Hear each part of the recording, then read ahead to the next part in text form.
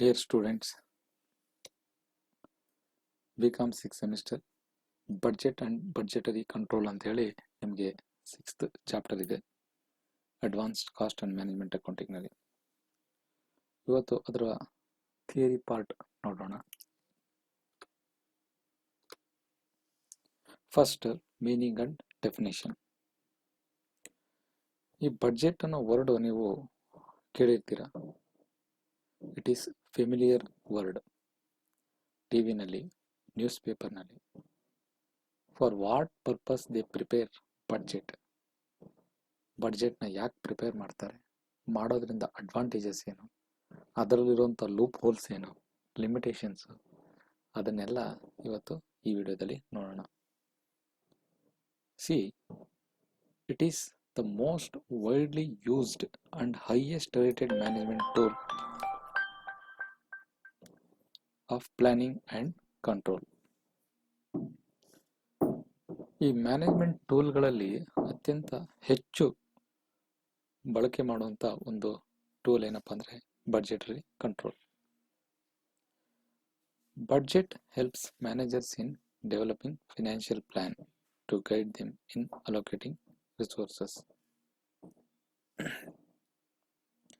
Financial ಪ್ಲಾನ್ನ develop ಮಾಡೋದಕ್ಕೆ ಈ ಬಡ್ಜೆಟ್ ಹೆಲ್ಪ್ ಮಾಡುತ್ತೆ.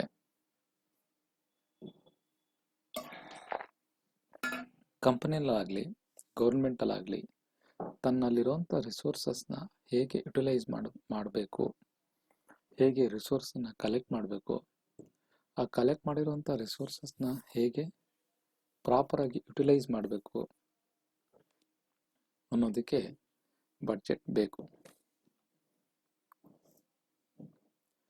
There are two words here, budgets and control.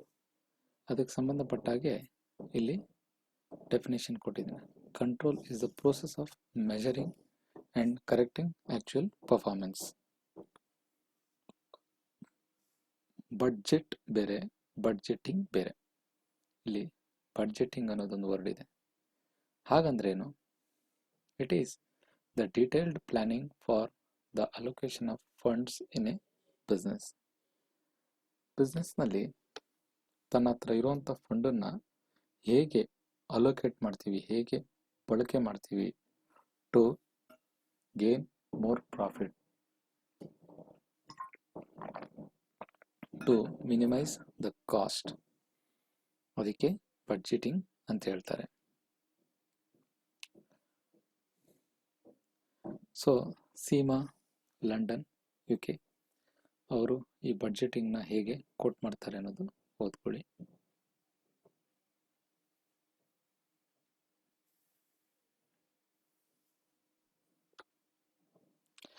Let us see the features of budget. It is a planning device and also serves a basis for performance evaluation and control. ಈ budget plan ಮಾಡೋದಷ್ಟೇ ಅಲ್ಲದೆ performance evaluation ಕೂಡ ಮಾಡುತ್ತೆ. ಕಂಪನಿಯಲ್ಲಿರುವಂಥ machines ಇರ್ಬೋದು, men ಇರ್ಬೋದು, employee, worker, ಪ್ರತಿಯೊಬ್ಬರನ್ನು ಕೂಡ ಇದು ಇವ್ಯಾಲ್ಯೂಯೇಟ್ ಮಾಡಿ ರಿಪೋರ್ಟ್ ಕೊಡುತ್ತೆ. It is prepared either in money or in quantitative terms or in both. ಈ ಬಡ್ಜೆಟ್ನ ಪ್ರಿಪೇರ್ ಮಾಡುವಾಗ ಇನ್ ಟರ್ಮ್ಸ್ ಆಫ್ ಮನಿನಲ್ಲೂ ಕೂಡ ಪ್ರಿಪೇರ್ ಮಾಡ್ಬೋದು, ಇನ್ ಟರ್ಮ್ಸ್ ಆಫ್ ಕ್ವಾಂಟಿಟಿನಲ್ಲೂ ಕೂಡ ಮಾಡ್ಬೋದು. ಸೊ ಇನ್ ಫ್ಯೂಚರ್ ಸ್ಲೈಡ್ಸ್ನಲ್ಲಿ ನೋಡ್ತೀವಿ how it will be prepared ಅಂತ.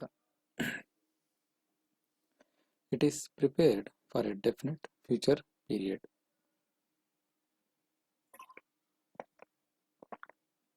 ಒಂದು ನಿರ್ದಿಷ್ಟ ಗುರಿ ಇಟ್ಕೊಂಡು ಇಂತಿಷ್ಟು 1 ವರ್ಷಕ್ಕೆ, 3 ತಿಂಗಳಿಗೆ, 6 ಮಂತ್ಸ್ಗೆ, ಅಥವಾ ಅವ್ರಿಗೆ ಅನುಕೂಲಕ್ಕೆ ಹೇಗೆ ಬೇಕೋ ಆ ಒಂದು ಡೆಫಿನೆಟ್ ಪೀರಿಯಡ್ಗೆ ಈ ಬಡ್ಜೆಟ್ನ ಪ್ರಿಪೇರ್ ಮಾಡ್ತಾರೆ.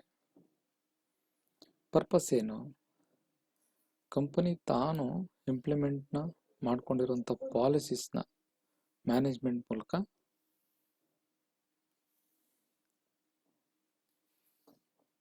ಅಡಾಪ್ಟ್ ಮಾಡ್ಕೊಳ್ಳೋದು. ನೆಕ್ಸ್ಟ್, ಬಡ್ಜೆಟಿಂಗ್ ಅಂದ್ರೆ ಏನು? The act of preparing budgets is called budgeting. ಆ ಬಡ್ಜೆಟ್ನ ಪ್ರಿಪೇರ್ ಮಾಡೋ ಒಂದು ಕ್ರಿಯೆ ಇದೆಯಲ್ಲ ಅದನ್ನು ಬಡ್ಜೆಟಿಂಗ್ ಅಂತ ಹೇಳ್ತೀವಿ. ಬಡ್ಜೆಟರಿ ಕಂಟ್ರೋಲ್ ಅಂತ ಹೇಳಿದ್ರೆ it is a system of controlling cost through preparation of budgets. Budgets ಮೂಲಕ ತನ್ನ ಕಂಪನಿಯ ಬಿಸ್ನೆಸ್ನ ಕಾಸ್ಟನ್ನು ಹೇಗೆ ಕಂಟ್ರೋಲ್ ಮಾಡ್ಬೋದು ಅಂತ ಹೇಳಿದ್ರೆ ಬಡ್ಜೆಟರಿ ಕಂಟ್ರೋಲ್. ಬಡ್ಜೆಟಿಂಗು ಬಡ್ಜೆಟರಿ ಕಂಟ್ರೋಲ್ನ ಒಂದು ಪಾರ್ಟ್ ಅಷ್ಟೇ. ಫೀಚರ್ಸ್, ಬಡ್ಜೆಟರಿ ಕಂಟ್ರೋಲ್ನ ಫೀಚರ್ಸ್ ಏನು?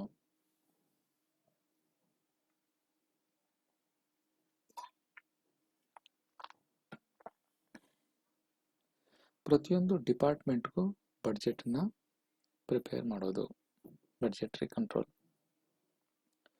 ಪ್ರೊಡಕ್ಷನ್ ಡಿಪಾರ್ಟ್ಮೆಂಟ್ ಇರುತ್ತೆ, ಪರ್ಚೇಸ್, ಸೇಲ್ಸ್, HR.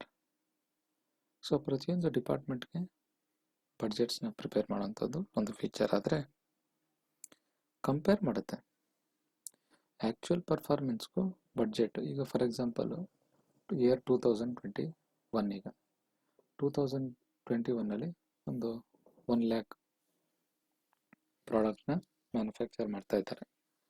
ಅದು 2022 ಅಷ್ಟೊತ್ತಿಗೆ 2 lakh ಯೂನಿಟ್ಸ್ಗೆ ಇನ್ಕ್ರೀಸ್ ಆಗಬೇಕು. ಅದೊಂದು ಬಡ್ಜೆಟ್ ಇಟ್ಕೋತಾರೆ. ಹೌದು, 2 lakh ಇನ್ಕ್ರೀಸ್ ಮಾಡಬೇಕು ಅಂತ ಹೇಳಿದ್ರೆ ಏನೇನು ಮಾಡಬೇಕು, ಪ್ಲ್ಯಾನು, ಹೇಗೆ ಮಾರ್ಕೆಟ್ನ ಕ್ಯಾಪ್ಚರ್ ಮಾಡಬೇಕು, ಹೇಗೆ ಕಾಸ್ಟ್ನ ರಿಡ್ಯೂಸ್ ಮಾಡಬೇಕು. Analysis of variations of actual performance from the budget. ನಾನು 2 lakh ಪ್ರಾಡಕ್ಟ್ಸ್ನ ಮ್ಯಾನುಫ್ಯಾಕ್ಚರ್ ಮಾಡಬೇಕು ಅಂತ ಅಂದ್ಕೊಂಡಿದ್ದೆ, ಮಾಡೋಕ್ಕಾಗಲಿಲ್ಲ. ಅದಕ್ಕೆ ಕಾರಣಗಳೇನು ಅನಲೈಸ್ ಮಾಡ್ತಾರೆ. ಎಲ್ಲಿ ಎಡವಿದ್ದೀವಿ, ಮಾರ್ಕೆಟ್ ಯಾಕೆ ಸಪೋರ್ಟ್ ಮಾಡಿಲ್ಲ, ಕಸ್ಟಮರ್ ಯಾಕೆ ರೆಸ್ಪಾನ್ಸ್ ಮಾಡಿಲ್ಲ, ಗೌರ್ಮೆಂಟ್ ರೂಲ್ಸ್ ಏನಿತ್ತು, ರೆಗ್ಯುಲೇಷನ್ಸ್ ಇತ್ತು, ಈ ಥರ ಅನಲೈಸ್ ಮಾಡುವಂಥದ್ದು. Taking suitable remedial action. So in case ಏನಾದರೂ ಮಿಸ್ಟೇಕ್ಸ್ ಆಗಿದ್ರೆ ಅದಕ್ಕೆ ರೆಮಿಡೀಸ್, ಅದಕ್ಕೆ ಪರಿಹಾರಗಳೇನು ಅಂತ ಕಂಡುಹಿಡ್ಕೊಳ್ಳುವಂಥದ್ದು ಸೂಟಬಲ್ ರೆಮಿಡಿಯಲ್ ಆ್ಯಕ್ಷನ್.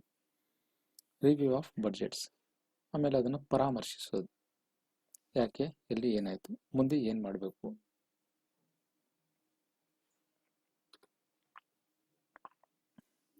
ಮತ್ತು ಇಲ್ಲಿ ಫೋರ್ಕ್ಯಾಸ್ಟ್ ಆ್ಯಂಡ್ ಬಡ್ಜೆಟ್ಗಿರುವಂಥ ಡಿಫ್ರೆನ್ಸ್ ಏನು? ಫೋರ್ಕ್ಯಾಸ್ಟ್ ಇಸ್ ಎ ಪ್ರಿಡಿಕ್ಷನ್, ಊಹೆ ಮಾಡೋದು. ಫೋರ್ಕ್ಯಾಸ್ಟ್ ಅಂದರೆ ನೀವು ವೆದರ್ ಫೋರ್ಕ್ಯಾಸ್ಟ್ ಅಂತ ಕೇಳಿರ್ತೀರ ವರ್ಡ್. ಊಹೆ ಮಾಡೋದು, ಇನ್ನೊಂದು ವಾರದಲ್ಲಿ ಚಂಡಮಾರುತ ಬರೋ ಸಾಧ್ಯತೆ ಇದೆ, 2 ದಿನದಲ್ಲಿ ಮಳೆಯಾಗೋ ಸಂಭವವಿದೆ. ಫೋರ್ಕ್ಯಾಸ್ಟ್ ಮಾಡೋದು. Assessment of probable future events. Budget ಹಂಗಲ್ಲ, ನೀವೇನು ಪ್ಲ್ಯಾನ್ ಮಾಡ್ಕೊಂಡಿರ್ತೀರಾ ಹೀಗೆ ಆಗಬೇಕು ಅಂತ ಅದನ್ನು ಎಕ್ಸಿಕ್ಯೂಟ್ ಮಾಡೋದೇ ಬಡ್ಜೆಟ್. ಫೋರ್ಕ್ಯಾಸ್ಟ್ಗೂ ಬಡ್ಜೆಟ್ಗೂ ಡಿಫ್ರೆನ್ಸ್ ಗೊತ್ತಿರಲಿ. Difference between forecast and budget. Budget ಅಂದರೆ it relate to planned events. ನೀವೇನು ಪ್ಲ್ಯಾನ್ ಮಾಡ್ಕೊಂಡಿದ್ದೀರಾ ಅದ್ರ ಪ್ರಕಾರನೇ ನಡೆಯುವಂಥದ್ದು, ಅದ್ರ ಪ್ರಕಾರನೇ ಘಟಿಸುವಂಥ ಘಟನೆಗಳು.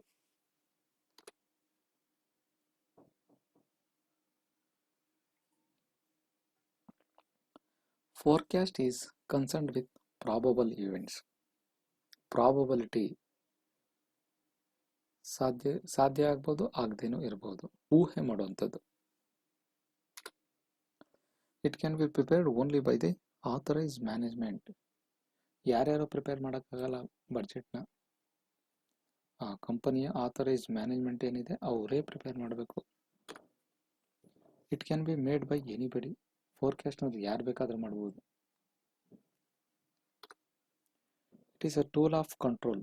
ಬಡ್ಜೆಟ್ಟು ಪ್ರತಿಯೊಂದನ್ನು ಕಾಸ್ಟ್ ಕಂಟ್ರೋಲ್ ಇರ್ಬೋದು. ಸೊ ಪ್ರತಿಯೊಂದನ್ನು ಕಂಟ್ರೋಲ್ ಮಾಡಲಿಕ್ಕೆ ಬಡ್ಜೆಟ್ ಹೆಲ್ಪ್ ಆಗುತ್ತೆ. It is simply an anticipation of events. ಈಗ ಆಗ್ಬೋದು ಅಂತ ಊಹೆ ಮಾಡೋದಕ್ಕೋಸ್ಕರ ಮಾತ್ರ ಇದಿರೋದು. It is prerequisite for budgeting. Budget ಅನ್ನೋದು ಬಡ್ಜೆಟಿಂಗ್ಗೆ ಬೇಕು ಮುಖ್ಯವಾಗಿ. ಬಡ್ಜೆಟಿಂಗ್ ಅನ್ನೋ ಪ್ರೋಸೆಸ್ನಲ್ಲಿ ಬಡ್ಜೆಟ್ ಅನ್ನೋ ಅಂಶ ಮುಖ್ಯವಾಗಿ ಬೇಕು. ಆದರೆ ಫೋರ್ಕ್ಯಾಸ್ಟ್ ಮಾಡಲಿಕ್ಕೆ ಬಡ್ಜೆಟಿಂಗ್ ಬೇಕಾಗಿಲ್ಲ. It relate to economic activities of business, enterprises, government or others. ಇದು ಎಕನಾಮಿಕ್ ಆಕ್ಟಿವಿಟೀಸ್ಗೆ ಸಂಬಂಧಪಟ್ಟಿರುತ್ತೆ, ಆರ್ಥಿಕ ಚಟುವಟಿಕೆಗಳಿಗೆ. ಒಂದು 2 ಮಿನಿಟ್ಸ್ ಆಕಾಶ್ ಅವರೇ ಬಂದೆ, ಆನ್ಲೈನ್ ಕ್ಲಾಸ್ ಮಾಡ್ತಾ ಇದ್ದೀನಿ. ಒಂದು 2 ಮಿನಿಟ್ಸ್ ಆನ್ಲೈನ್ ಕ್ಲಾಸ್ ಮಾಡ್ತಾ ಇದ್ದೀನಿ, ಬಂದೆ ನಾನು ಮತ್ತೆ ಬಂದೆ. It relate to economic activities of business, enterprises, government or others. It may relate to economic as well as non-economic activities. ಇದನ್ನ weather forecast, stock market, financial ಮತ್ತು ನಾನ್ ಫಿನಾನ್ಷಿಯಲ್ ಎರಡು ಆಕ್ಟಿವಿಟೀಸ್ಗೆ ಅಪ್ಲೈ ಮಾಡ್ತಾರೆ. Objectives of budgetary control. ಇದರ objects ಅಂದರೆ planning. So ಪ್ರತಿಯೊಂದಕ್ಕೂ planning ಬೇಕೇ ಬೇಕು. ಡಿಟೇಲ್ ಪ್ಲಾನ್ ಇದ್ರೆ ಮಾತ್ರ ನಾವು ಒಂದು ಎಫೆಕ್ಟಿವ್ ಬಡ್ಜೆಟ್ನ ಇಂಪ್ಲಿಮೆಂಟ್ ಮಾಡಲಿಕ್ಕೆ ಸಾಧ್ಯ. ರಿಲೇಟಿಂಗ್ ಟು ಪ್ರೊಡಕ್ಷನ್, ಪ್ಲಾನಿಂಗ್ ಎಲ್ಲೆಲ್ಲಿ ಮಾಡ್ಬೋದು? ಪ್ರೊಡಕ್ಷನ್ ಡಿಪಾರ್ಟ್ಮೆಂಟು, ಸೇಲ್ಸ್ ಡಿಪಾರ್ಟ್ಮೆಂಟು, ರಾ ಮೆಟೀರಿಯಲ್ಗೆ ಸಂಬಂಧಪಟ್ಟದಿರ್ಬೋದು, ಲೇಬರ್ ರಿಲೇಟೆಡು, ಪ್ರತಿಯೊಂದು. ಕೋಆರ್ಡಿನೇಷನ್ ಬಿಟ್ವೀನ್ ಹೋಮ್, ಯಾರ್ಯಾರ ಜೊತೆಗೆ? Purchase production department, production sales department, store department, purchase department. So ಅವೆರಡು ನಡುವೆ, ಪ್ರತಿಯೊಂದು ಡಿಪಾರ್ಟ್ಮೆಂಟ್ಗಳ ನಡುವೆ ಕೋಆರ್ಡಿನೇಷನ್ನ ಹೆಲ್ಪ್ ಮಾಡಲಿಕ್ಕೆ ಇದು ಬಡ್ಜೆಟರಿ ಕಂಟ್ರೋಲ್ ಹೆಲ್ಪ್ ಮಾಡುತ್ತೆ. Communication, the approved budget copies are distributed to all management personnel which provides. Company ತಾನು ಪ್ರಿಪೇರ್ ಮಾಡಿರುವಂಥ ಪಾಲಿಸೀಸ್ನ ಕಂಪನಿಯ ಆರ್ಗನೈಸೇಷನ್ ಪ್ರತಿಯೊಬ್ಬ ಎಂಪ್ಲಾಯಿಗೂ ಗೊತ್ತಾದಾಗ ಮಾತ್ರ ಅದರ ಆಬ್ಜೆಕ್ಟಿವ್ಸ್ನ ಫುಲ್ಫಿಲ್ ಮಾಡಲಿಕ್ಕೆ ಸಾಧ್ಯ, ಆ ಗುರಿನ ಸಾಧಿಸಲಿಕ್ಕೆ ಸಾಧ್ಯ. ಆ ಗುರಿನ ಸಾಧಿಸಬೇಕು ಅಂದರೆ ಪ್ರತಿಯೊಬ್ಬ ವ್ಯಕ್ತಿಗಳ ನಡುವೆ, ಡಿಪಾರ್ಟ್ಮೆಂಟ್ಗಳ ನಡುವೆ ಒಳ್ಳೆಯ ಕಮ್ಯುನಿಕೇಷನ್ ಇರಬೇಕು. ಅದಕ್ಕೆ ಇದು ಸಹಕಾರಿ. If individuals have actively participated in the preparation of budgets, it acts as a strong motivating force to achieve the targets. ಇದು ಎಂಪ್ಲಾಯೀಸಲ್ಲಾಗಲಿ ಮ್ಯಾನೇಜ್ಮೆಂಟಲ್ಲಾಗಲಿ ಮೋಟಿವೇಟ್ ಮಾಡಲಿಕ್ಕೆ ಸಹಾಯ ಮಾಡುತ್ತೆ. Control, it is a systemised effort to keep the management informed, so and so being achieved or not.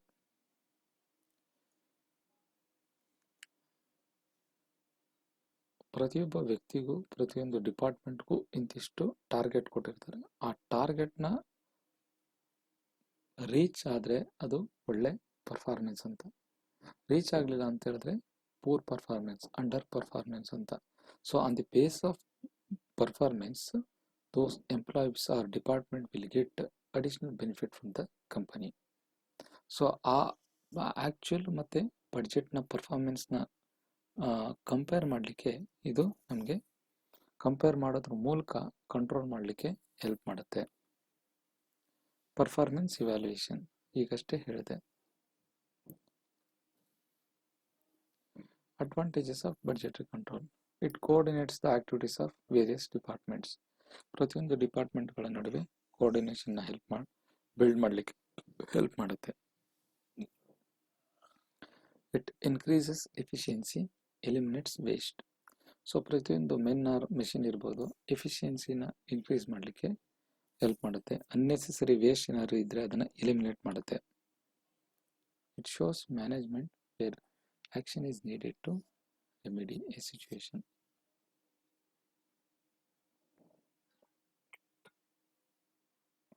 ಎಲ್ಲಿ management ತನ್ನ action ಬೇಕಾಗಿದೆ, ಎಲ್ಲಿ ತನ್ನ interference ಬೇಕಾಗಿದೆ ಅಂತ ಇದು ತೋರಿಸುತ್ತೆ, ಹೇಳುತ್ತೆ, ಅಡ್ವೈಸ್ ಮಾಡುತ್ತೆ. ಇದು ಮ್ಯಾನೇಜರ್ಸ್ಗೆ ಅಥವಾ ಯಾವುದೇ ಎಕ್ಸಿಕ್ಯೂಟಿವ್ ಪರ್ಸನ್ಸ್ಗೆ ತಮ್ಮ ಗೋಲ್ನ, ಕಂಪನಿಯ ಗೋಲನ್ನು ಅಚೀವ್ ಮಾಡೋದಕ್ಕೆ ಸಹಾಯ ಮಾಡುತ್ತೆ, ಮೋಟಿವೇಟ್ ಮಾಡುತ್ತೆ. ಬ್ಯಾಂಕ್ನಲ್ಲಿ ಲೋನ್ ಎಲ್ಲ ತಗೊಳ್ಲಿಕ್ಕೂ ಈ ಯೂಶುವಲಾಗಿ ಕಂಪನಿಯಿಂದ ಬಡ್ಜೆಟ್ ಪ್ರಪೋಸಲ್ ಕಾಪೀಸ್ನ ಬ್ಯಾಂಕ್ನವರು ಎಕ್ಸ್ಪೆಕ್ಟ್ ಮಾಡ್ತಾರೆ. Capital expenditure in the most profitable direction. Capital expenditure is nothing but company ತಾನೇನು ತನ್ನ ಕ್ಯಾಪಿಟಲ್ನಲ್ಲಿ ಯಾವುದಾದ್ರ ಮೇಲೆ ಇನ್ವೆಸ್ಟ್ ಮಾಡಿರುತ್ತೆ, like machines, land, building, material, ಅದನ್ನು ಪ್ರಾಪರಾಗಿ ಯುಟಿಲೈಸ್ ಮಾಡಲಿಕ್ಕೆ, ಪ್ರಾಫಿಟಬಲ್ ಡೈರೆಕ್ಷನಲ್ಲಿ ಥಿಂಕ್ ಮಾಡಲಿಕ್ಕೆ, ಆಪ್ಟಿಮಮ್ ಯುಟಿಲೈಸೇಷನ್ ಮಾಡ್ಕೊಳ್ಳಿಕ್ಕೆ ಬಡ್ಜೆಟ್ರಿ ಕಂಟ್ರೋಲ್ ಹೆಲ್ಪ್ ಮಾಡುತ್ತೆ. ಇದರ ಜೊತೆಗೆ ಲಿಮಿಟೇಷನ್ಸ್, ಡಿಸ್ಅಡ್ವಾಂಟೇಜಸ್ ಕೂಡ ಇದೆ. ಯಾವುದು ಅಂತ ಹೇಳಿದ್ರೆ, it is based on estimate. ಈಗ ಏನು ಫೋರ್ಕ್ಯಾಸ್ಟ್ ಮಾಡ್ತಾರೋ, ಎಸ್ಟಿಮೇಟ್ ಮಾಡ್ತಾರೋ, ಅದು ನಡೆಯುತ್ತೆ ಅಂತ ಹೇಳಲ್ಲ, ವೇರಿಯೇಷನ್ಸ್ ಆಗ್ಬೋದು. ನಾನೇ ಒಂದು ಎಕ್ಸಾಂಪಲ್ ಹೇಳಿದೆ, 2 lakhs ಯೂನಿಟ್ಸ್ನ ಟಾರ್ಗೆಟ್ ಇಟ್ಕೊಂಡಿರ್ತಾರೆ ಅಂತ. ಫಾರ್ ವೇರಿಯಸ್ ರೀಸನ್ಸು ಅದು ಡಿವಿಯೇಷನ್ ಆಗ್ಬೋದು, ಆಗಲೇಬೇಕು ಅಂತೇನಿಲ್ಲ. It is not exact science. Danger of rigidity. Rigidity ಅಂದರೆ ತಟಸ್ಥವಾಗಿರೋದು. ಮಾರ್ಕೆಟ್ ತಕ್ಕಂಗೆ, ಕಾಲಕ್ಕೆ ತಕ್ಕಂಗೆ ಆ ಕಂಪನಿ, ಯಾವುದೇ ಒಂದು ಕಂಪನಿ ತನ್ನ ಬ್ರ್ಯಾಂಡ್ ಆಗಿರ್ಬೋದು ಅಥವಾ ಯಾವುದಾದ್ರೂ ಮಲ್ಟಿ ಫಂಕ್ಷನಾಲಿಟಿ ಇರ್ಬೋದು, ಅದು ಸಿಚುವೇಶನ್ಗೆ ತಕ್ಕಂಗೆ ತನ್ನ ಪಾಲಿಸೀಸ್ನ ಚೇಂಜ್ ಮಾಡ್ಕೊಳ್ದೇ ಇದ್ದರೆ ಅದು ಸರ್ವೈವ್ ಆಗಲಿಕ್ಕೆ ಕಷ್ಟ. Budget is only A tool of management. ಇದೊಂದು ಮ್ಯಾನೇಜ್ಮೆಂಟ್ನ ಕೈಯಲ್ಲಿರುವಂಥ ಟೂಲ್, ಇದೇ ಮ್ಯಾನೇಜ್ಮೆಂಟ್ ಅಲ್ಲ. ಏನು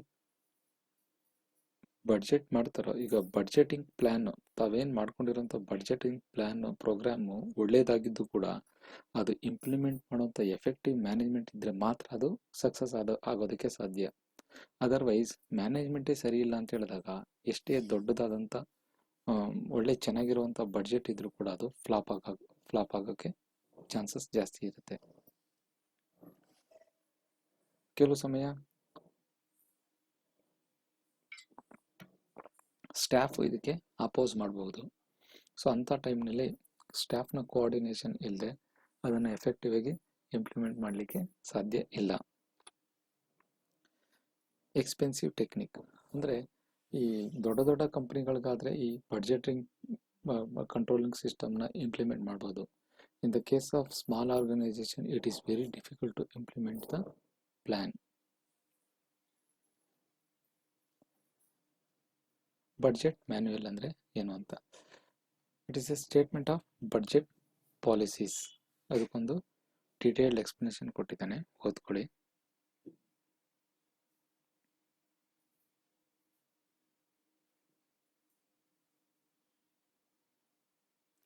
ಕಂಟೆಂಟ್ಸ್ ಏನೇನಿರುತ್ತೆ ಅಂತ, ಬಡ್ಜೆಟ್ ಮ್ಯಾನ್ಯುಯಲ್ನಲ್ಲಿ ಏನೇನು ಇರುತ್ತೆ.